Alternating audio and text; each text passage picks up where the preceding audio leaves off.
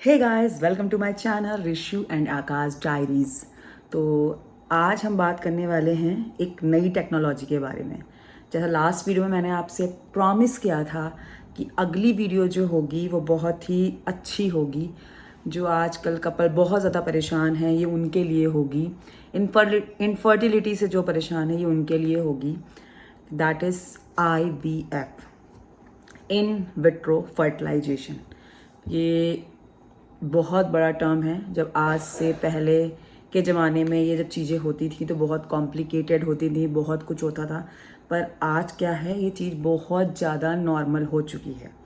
Even though surrogacy भी बहुत ज़्यादा नॉर्मल हो चुकी है। मुझे नहीं पता आप में से कितने लोग सैरोगेसी का मतलब जानते हैं, पर सैरोगेसी के बारे में हम बाद में डिस्कस करेंगे इस चैनल पे। और आज के टॉपिक में जो हम डिस्कस करेंगे वो करेंगे आपका IVF के बारे में।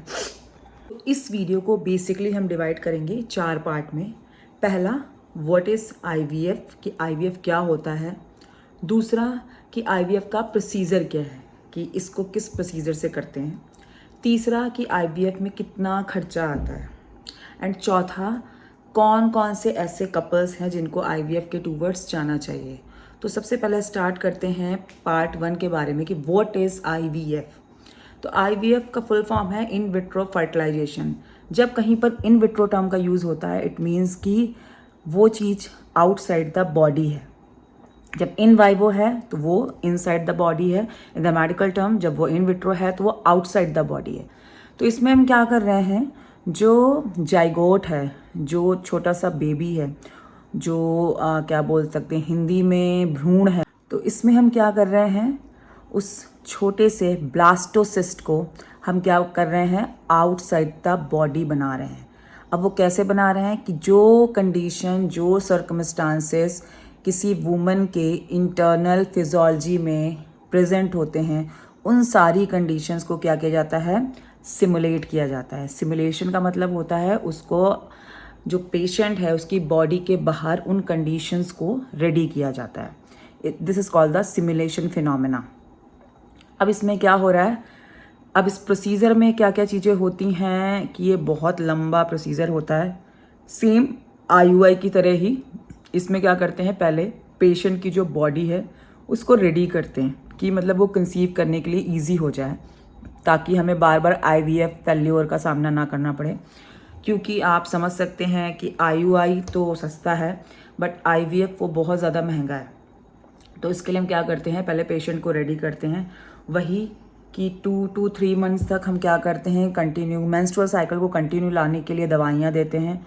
उसके बाद क्या करते हैं कि जिस साइकिल में हमें उसको परफॉर्म करना होता है, IVF को परफॉर्म करना है, उस साइकिल में ही हम क्या करेंगे, वही ओव्यूलेशन, इंडक्शन और क्या बोलते हैं कि एग को ग्रो कराने के लिए, मल्टीपल एग्स बनाने के लिए हम दवाइयाँ देते हैं।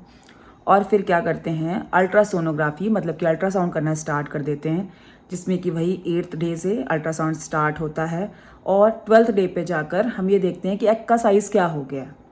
जब हमें एग का साइज़ पता चल जाता है कि हाँ जी अब ये रेडी है एग, इसको अगर स्पर्म मिलेगा तो ये क्या करेगा, एक जाइगोट बना देगा और वो ब्लास्टोसिस्ट स्टेज में क्या हो जाएगा, कन्वर्ट हो जाएगा। तो हम क्या करते हैं, उस स्टेज पे उस जो एग है उसको रिट्रीव कर लेते हैं। आगे मैं सारे शब्द के मतलब बताऊंगी कि ये सारी क्या चीज़ें होती हैं। तो ये उसके बाद क्या करते हैं, जब वो रिट्रीव हो जाता है उसके बाद हम उसको लैब में ले जाते हैं, उसको जो कंडीशन चाहिए होती हैं वो देते हैं, फिर उसका फर्टिलाइजेशन कराते हैं स्पर्म के साथ में, और फिर इसको क्या करते हैं, यूट्रस में इसको इंजेक्ट कर देते हैं। ये है सिंपल सा प्रोसीजर फॉर IVF। तो ये सारी चीज़ें होती हैं और ये एक छोटा सा प्रोसीजर मैंने आपको बताया। अभी मैं इसको पूरा एलाबोरेट करके बताऊंगी। तो जैसे ही स्कैन स्टार्ट होते हैं 8 दिन के बाद से ही एग का साइज़ देखना शुरू हो जाता है। अब आप ये सोच रहे हैं कि एग को निकालना कैसे, तो डे 14 या 15 जो भी आपके जो डॉक्टर उनको ठीक लगता है, उस दिन क्या किया जाता है, जो पेशेंट होता है माने फीमेल, उसको एडमिट किया जाता है। डे केयर का ही सारा काम है, इसमें कोई भी बहुत ही लेंथी प्रोसीजर नहीं है। उसको एडमिट किया जाता है हॉस्पिटल में। फिर क्या किया जाता है, अगर ये बोल सकते हैं एक दूरबीन, छोटे से दूरबीन के थ्रू क्या किया जाता है, अंदर से सक्शन के थ्रू एग को क्या किया जाता है, निकाला जाता है वुमेन के क्या बोलते हैं वॉम्ब एरिया से। अब इसमें क्या होता है, वुमेन को बेहोश किया जाता है, जो पेशेंट है उसको बेहोश किया जाता है, बेहोशी की दवा दी जाती है, सुलाने की दवा दी जाती है ताकि उसको पेन ना हो। ये प्रोसीजर हार्डली 10 से 15 मिनट का होता है, मतलब कि एग रिट्रीवल का। लेकिन उसके पहले जो है पेशेंट को तैयार करना, वो सारी चीज़ें, दैट्स अ लेंदी प्रोसीजर। अब क्या किया, जब ये दवाइयाँ देगी गई, फिर धीरे धीरे एग को निकाल लिया। हम क्या करते हैं, मल्टीपल एग्स को निकालते हैं। मल्टीपल एग्स को निकालने का मतलब है, हम मतलब कि डॉक्टर्स, मैं नहीं, डॉक्टर क्या करते हैं, मल्टीपल एग्स को निकालते हैं ताकि उन एग्स में जिनकी सबसे अच्छी क्वालिटी होगी उनको हम वाया इन विट्रो फर्टिलाइजेशन, उनका हम एक क्या कर सकें, जाइगोट बना सकें, एक भ्रूण बना सकें। उसके बाद क्या करते हैं, जैसे ही वो कलेक्शन होता है उसके बाद हम पेशेंट को रेस्ट करने देते हैं, आपके डॉक्टर्स पेशेंट को रेस्ट करने देते हैं। उसके बाद क्या होता है, पेशेंट को रेस्ट कराने के बाद डे केयर में ही पेशेंट की क्या होती है, दवाइयाँ वगैरह दे के कि पेन ना हो, सारी चीज़ें ना हो, उसको हम रेस्ट पे भेज देते हैं और उनके कुछ हार्मोन्स वगैरह चलाना शुरू कर देते हैं। उसके बाद क्या होता है, जब वो आपका, अब हमने कलेक्शन कर लिया, अब क्या करते हैं, जिस दिन हमें उसको जाइगोट में कन्वर्ट करना होगा उस दिन क्या करते हैं, स्पर्म का कलेक्शन लेते हैं फ्रॉम द मेल। स्पर्म का सैंपल लिया, अच्छे स्पर्म को वही सेंट्रीफ्यूज करके, वॉशिंग करके अच्छे स्पर्म को लिया, उनको जो है एग के साथ उनको इंसर्ट किया एग के अंदर। और हमने क्या किया, 7 डेज़ का, जो उस दिन जिस दिन इंसर्ट किया है स्पर्म को, उससे 7 डेज़ का जो क्या बोलते हैं जाइगोट होता है, उस दिन में हम क्या बुलाते हैं, पेशेंट को दोबारा से बुलाते हैं, फीमेल को, और एक नॉर्मल प्रोसीजर के थ्रू उसको हम फीमेल के यूट्रस एरिया में क्या बोलते हैं, उसको इंसर्ट कर देते हैं। तो this is the simple IVF procedure. इसमें ये सारी चीज़ें होती हैं, पर हाँ इसमें ये भी होता है कि पहले एक बार जो पेशेंट है उसको एडमिट होना पड़ता है, एग रिट्रीवल होता है।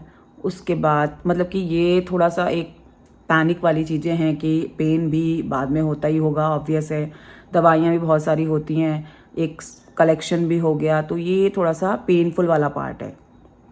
तो ये सारी चीज़ें होती हैं। फिर अब जब दोबारा पेशेंट को जब बुलाया गया, मैंने आपको बताया, उसको अंदर क्या बोलते हैं जो जाइगोट है उसको इंसर्ट कर दिया गया। उसके बाद वही प्रोजेस्टेरॉन वगैरह शुरू होते हैं, दवाइयाँ शुरू होती हैं। जब वो शुरू हो जाती हैं तो फिर से हम क्या करते हैं, पॉजिटिव रिजल्ट, पॉजिटिव आने का वेट करते हैं, क्योंकि अगर बॉडी एक्सेप्ट कर लेती है तो यूरिन के थ्रू सबसे पहले चेक किया जाता है। अगर यूरिन के थ्रू पॉजिटिव नहीं आता है तो ब्लड सैंपल लेके चेक किया जाता है। तो मतलब ये 30 एक दिन में पता लग जाता है, मतलब मेंस्ट्रुअल साइकिल से लेके अगले साइकिल वाले जो 30 दिन होते हैं उसमें पता लग जाता है कि वो पॉजिटिव है या नेगेटिव है। ठीक है, तो ये सारा प्रोसीजर है IVF का। तो इसको अफोर्ड करना, अब आते हैं इसके खर्चे के बारे में। तो ये सेंटर टू सेंटर वेरी करता है, पेशेंट की अपनी कंडीशंस क्या हैं, उसको बॉडी में क्या क्या दिक्कत है। अगर फीमेल की बात करें तो उसमें अगर उसको अनएक्सप्लेन इनफर्टिलिटी का इशू है, एंडोमेट्रियोसिस है, ट्यूब्स का इशू है, या उसमें कभी कोई रसौली या गांठ रही है, या अंदर फाइब्रॉइड्स हैं, या यूट्रस का शेप सही नहीं है, या हार्मोनल इम्बैलेंस है, तो उस केस में क्या होते हैं, हम सेलेक्ट करते हैं IVF का। अगर IUI फेल हो चुके होते हैं तो मैंने पहले भी आपको बोला है, IVF में जाने से पहले आप IUI को ट्राई कर सकते हैं, बिल्कुल ट्राई करना चाहिए। हो सकता है आपका कम पैसों में और बिना शरीर को दुख दर्द दिए ही आपका काम हो जाए, राइट। उसके बाद अगर मेल फैक्टर की बात करें तो मेल फैक्टर में स्पर्म काउंट का इशू, दूसरा मोटिलिटी का इशू, दूसरा उनका क्या बोलते हैं जो मॉर्फोलॉजी का इशू, तो ये सारी चीज़ें फैक्टर्स जो होते हैं ये सारे होते हैं। तो अब क्या है, IVF हो गया, ये सारा कुछ हो गया। पैसे, तो अगर आपकी रिपोर्ट में बहुत सारी दिक्कतें हैं तो ये खर्चा बहुत ज़्यादा हो सकता है। एक नॉर्मल खर्चा एक IVF साइकिल का जिसमें दवाइयाँ इंक्लूड नहीं हैं, that is comes from the various centres where they perform the IVF, that is 1 lakh to 5 lakh, इतना हो सकता है एक साइकिल का। 1 is minimum, 5 to 7 is highest. तो ये सारे खर्चे हो सकते हैं। फिर मैंने वही बोला कि आपकी रिपोर्ट टू रिपोर्ट वेरी करता है, सेंटर टू सेंटर वेरी करता है।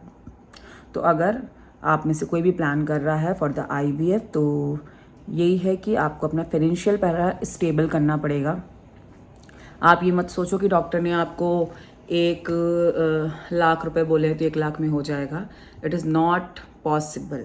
1 लाख में तो सिर्फ आपका वही होगा, एग रिट्रीवल, एम्ब्रियो को बनाना, एम्ब्रियो को ट्रांसफ़र करना, ठीक है। इससे ज़्यादा वो कुछ नहीं करते हैं। दवाइयाँ, इंजेक्शंस जो उसके बाद लगते हैं, वो सारा कुछ आपका खर्चा होता है।